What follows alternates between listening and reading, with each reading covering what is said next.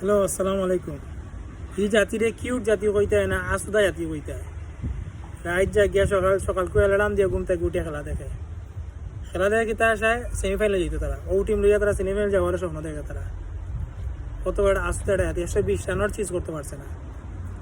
120 run লইতে পারছে না, সব উইকেট শেষ। এই টিম যেদিন অঘটনাক্রমেও যেদিন সেমিফাইনালে জিত কি সেমিফাইনালের সৌন্দর্যটা নষ্ট করলো না। যে দেশের টিমর কোচে উঠিয়া কয় যে আমরা টার্গেট আসিল আমরা সুপার এইট উঠার, আমরা সুপার এইট উঠে গেছি, এখন যা জিত মিগুন বোনাস। যে দেশের বোর্ড সভাপতি উঠে কয় আমাদের টার্গেট অলওয়েজ নেক্সট বিশ্বকাপ।